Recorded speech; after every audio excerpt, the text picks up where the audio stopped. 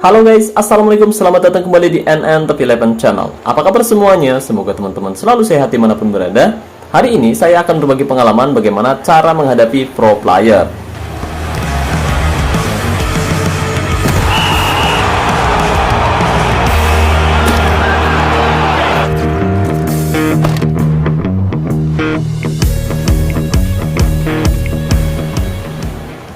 Oke guys, jadi akhir-akhir ini banyak banget teman-teman yang mengeluh lantaran timnya sering dipertemukan dengan lawan yang punya kualitas jauh lebih tinggi, entah itu di Liga, Cup, maupun di Liga Champion. Bukan hanya itu saja, terkadang kita juga sering dipertemukan dengan lawan yang punya kualitas jauh lebih tinggi di event maupun di asosiasi.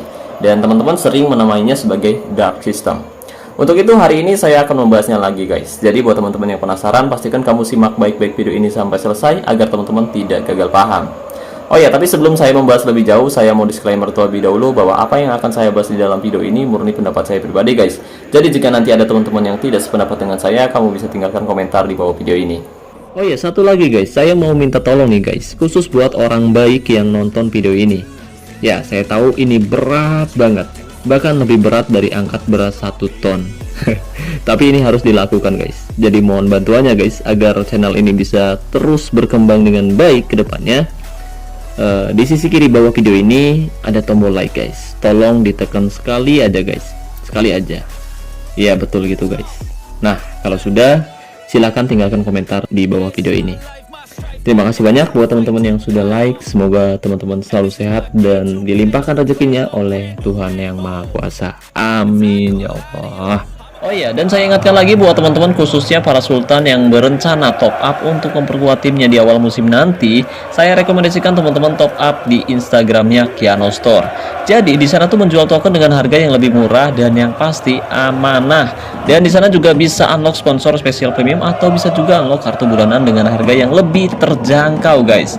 Lalu untuk cara top upnya juga mudah guys. Nanti kamu bisa top up via ID Top 11 atau juga bisa top up via login. Jadi tunggu apa lagi nih? Khusus buat para sultan yang berencana top up untuk memperkuat timnya, top up aja langsung di Instagramnya Kiano Store. Linknya ada pada deskripsi video ini ya guys. Terima kasih. Oke guys, jadi kebetulan kemarin tim saya dipertemukan dengan tim asal Prancis yang punya kualitas jauh lebih tinggi, yaitu Legend Club di event menjadi Mourinho. Ya, sekilas jika kita lihat dari segi kualitas mutu keseluruhannya memang tidak terlalu besar guys. Tapi jika kita perhatikan skuad aslinya, tim ini memiliki pemain yang punya kualitas individu jauh lebih tinggi dari pemain-pemain yang saya miliki. Oh ya, barangkali ada yang bertanya, Bang, tapi kenapa banyak pro player yang dengan sengaja menempatkan pemain bintang 1 di lini pertahanannya Bang? Oke, jadi gini guys, alasan banyak manajer berpengalaman menempatkan pemain bintang 1 khususnya di posisi center back maupun full back, yaitu agar nanti kualitas mereka terlihat kecil oleh sistem.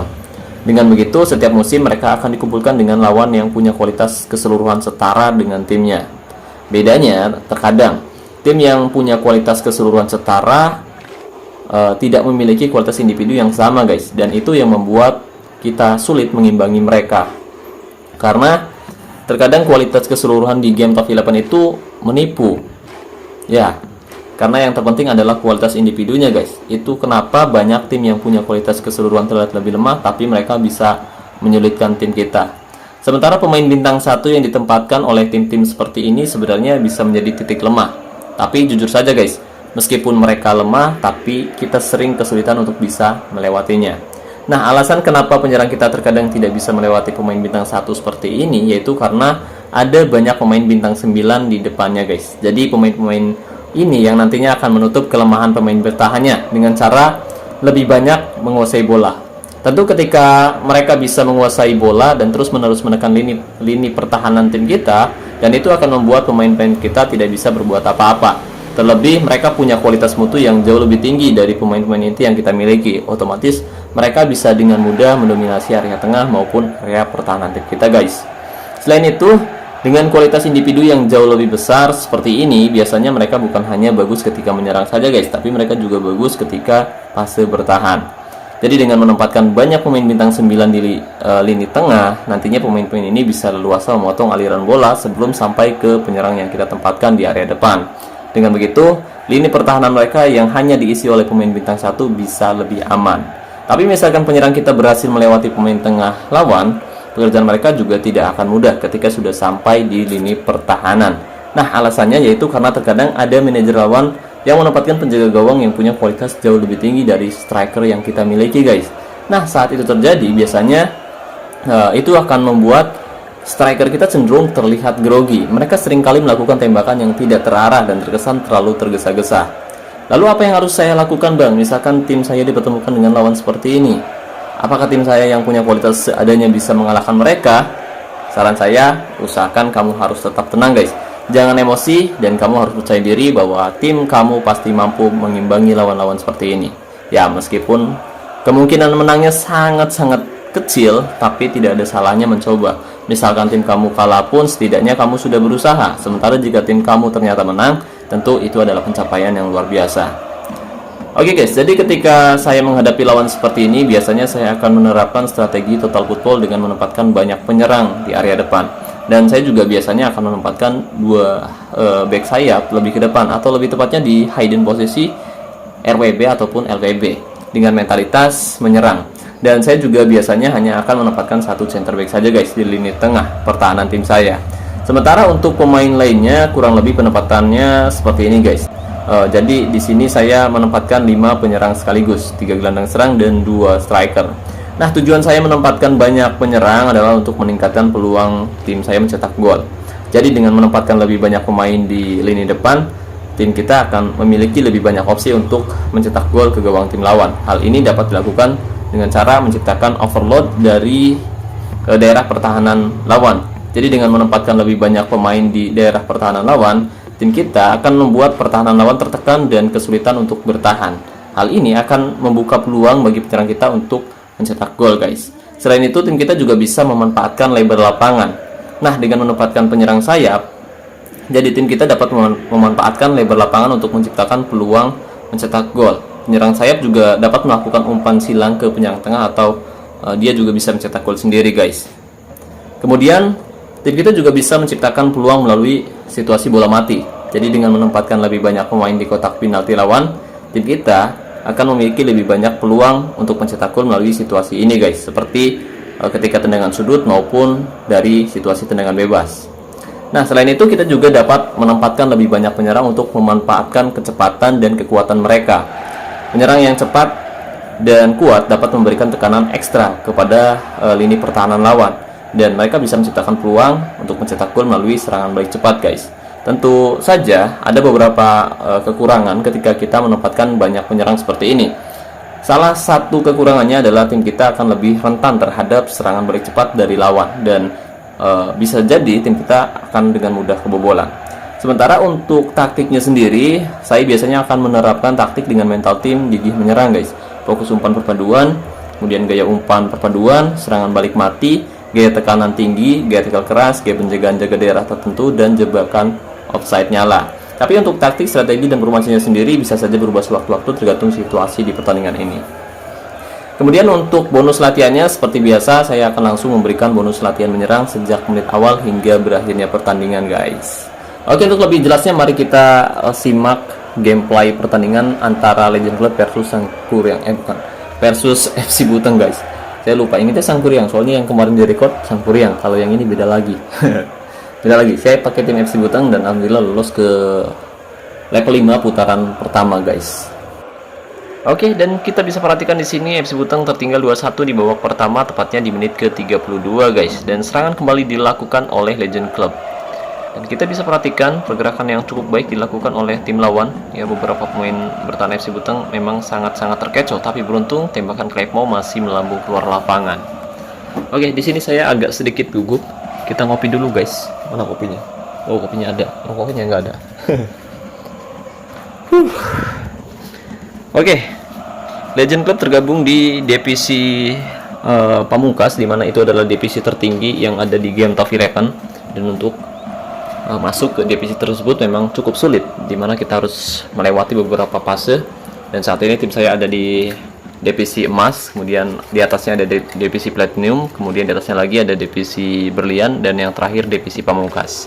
Jadi memang cukup berat jika kita tidak memiliki skuad yang cukup baik dan juga anggota tim asosiasi yang kompak. Di menit ke-40 skor masih 2-1. FC Butang tertinggal lebih dulu di babak pertama. Kita harus tetap tenang. Kali ini serangan dilakukan oleh Marcucciello. Umpan ke depan di Dias Camp. Kita lihat hanya ada 2 pemain bertahan dari Legend Club, tapi beruntung ada pemain Regista yang berhasil memotong aliran bola. Oke. Jadi ketika kita tertinggal lebih dulu, usahakan kamu harus tetap tenang dan tetap perhatikan di mana letak kelemahan tim lawan. Dan kita sudah bisa mengetahuinya di babak pertama. Memang mereka tidak memiliki kualitas yang cukup baik, terutama di lini pertahanan. Tapi kalau di lini depan memang ya kita harus mengakui bahwa pemain-pemain mereka bermain sangat luar biasa, mendominasi area tengah dan juga area pertahanan tim kita, guys.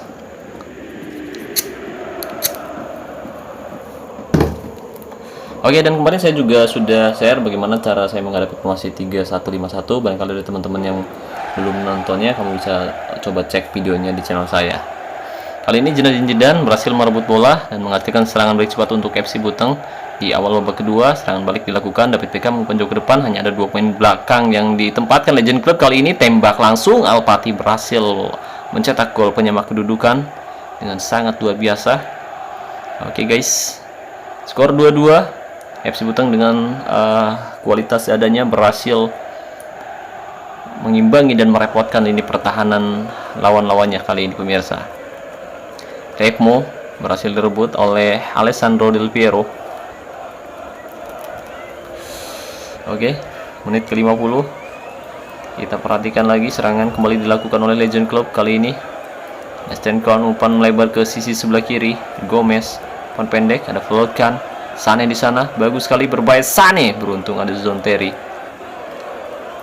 Back tengah dengan gaya main stopper ini berhasil memblok tembakan keras yang dilakukan oleh penyerang lawan. Sane kali ini umpan ke depan, ada Gomez melebar ke sisi sebelah kanan. Govard, Valgues, winger di sana, Saguan berbahaya, bagus sekali.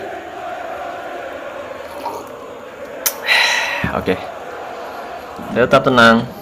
Pertandingan masih berlangsung. Kita masih punya kans untuk bisa mengalahkan mereka meskipun cukup berat. Al-Fati kali ini umpan pendek saja. Marcucciello, Zinedine Zidane, apakah keluar gol?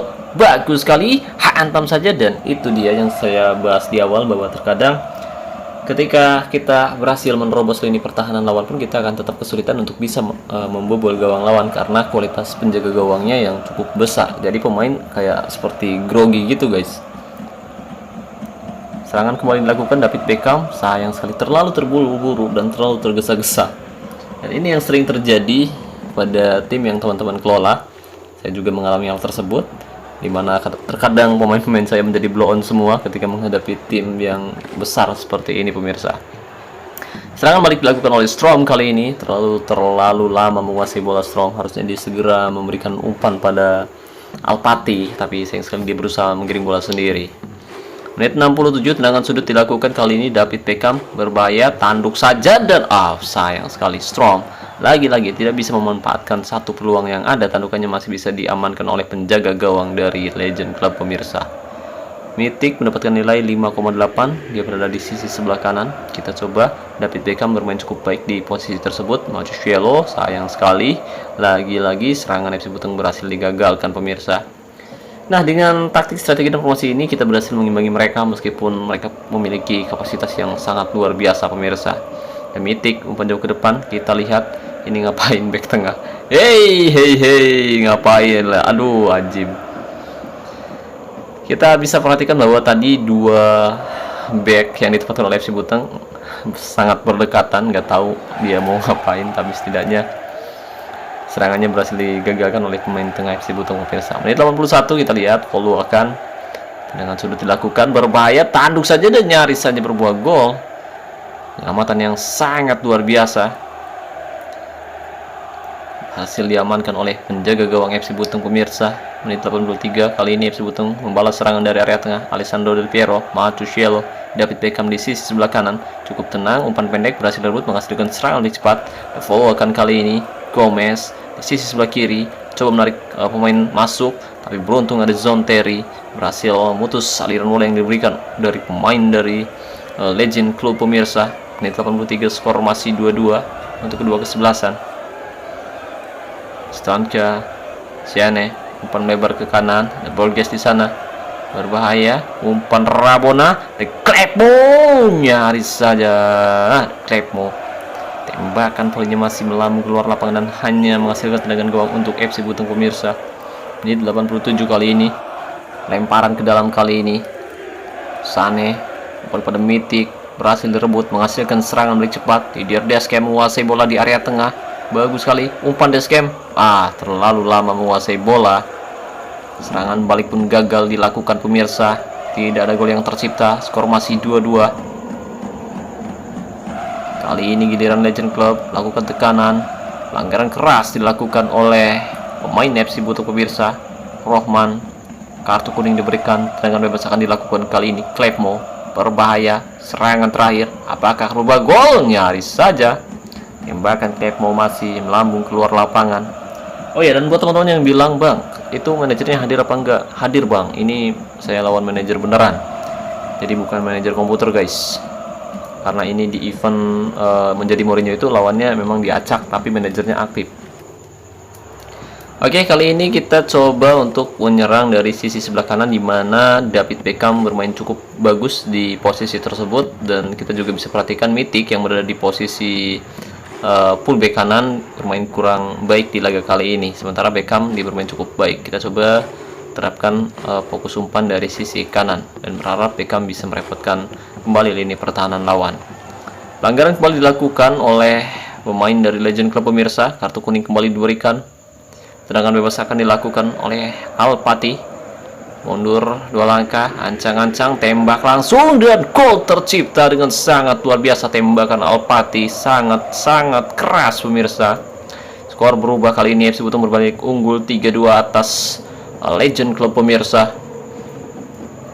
Al-Fatih memiliki kekuatan yang cukup bagus. Dia juga punya penyelesaian yang luar biasa dibandingkan dengan rekan-rekan yang lain pemirsa. Kali ini pelanggaran kembali dilakukan. Sepertinya Legend Club mulai frustasi di laga kali ini dan mereka sudah mulai kelelahan. Al-Fatih kembali mengambil split pundar. Apakah berubah gol? Tembak saja kali ini berhasil digagalkan oleh penjaga gawang dari Legend Club pemirsa.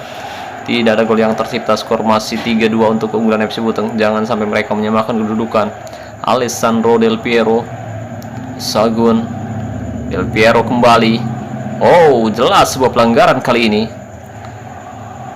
tapi tidak ada kartu yang diberikan. Tendangan bebas akan kembali dilakukan oleh Al-Fatih dari jarak yang cukup jauh pemirsa. Apakah akan berbuah gol Al-Fatih? Kita lihat tidak terlalu keras kali ini tembakan yang dilakukan oleh Al-Fatih di menit ke 103.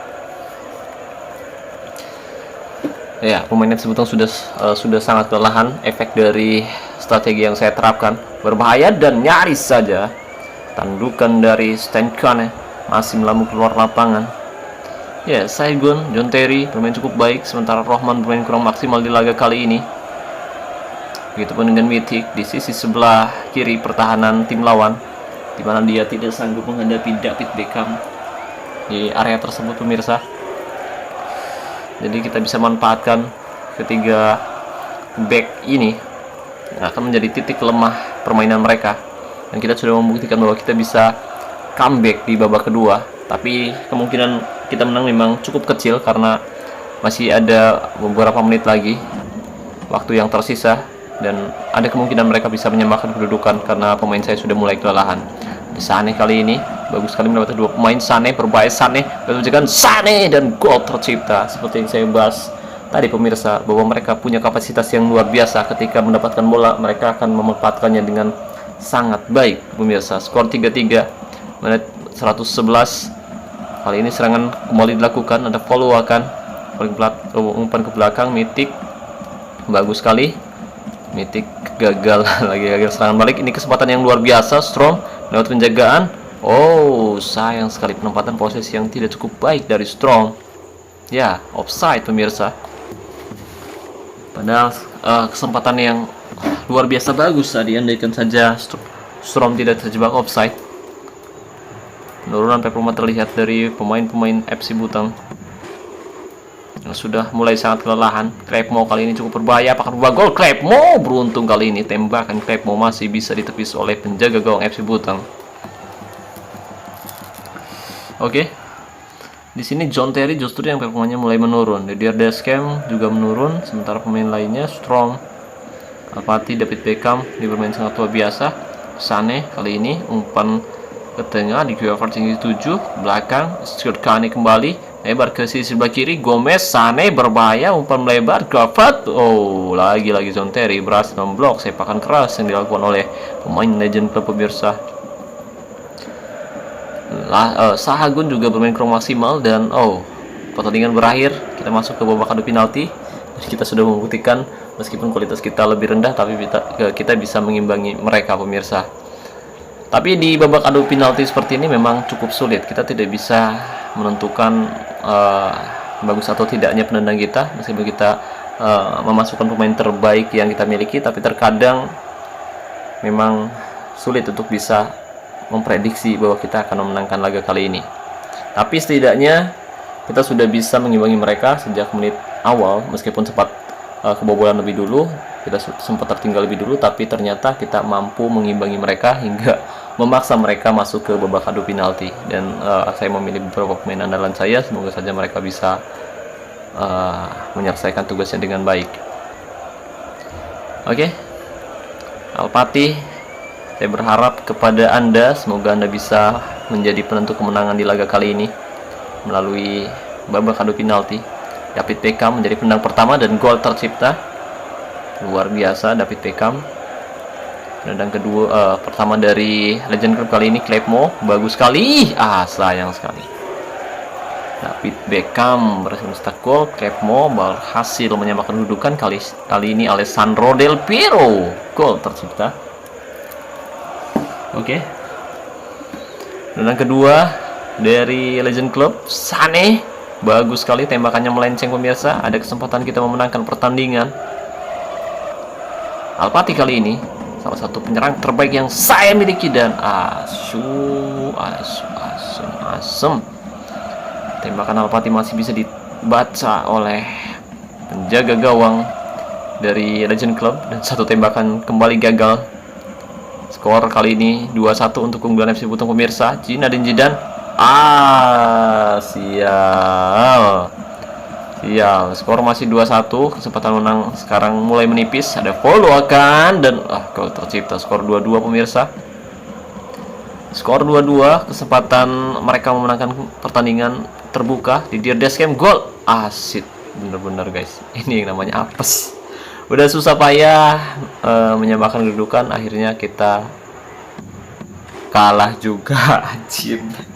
Oke, jadi ya intinya seperti itulah guys. Ketika kita menghadapi lawan yang berat seperti ini, jangan ragu untuk melakukan melakukan perubahan taktik, strategi maupun formasi untuk menekan lini pertahanan lawan. Terlebih ketika mereka menempatkan pemain bintang 1, jadi kita tempatkan saja banyak penyerang di area depan agar mereka kesulitan untuk bisa membangun serangan dari area pertahanannya sendiri guys. Oke.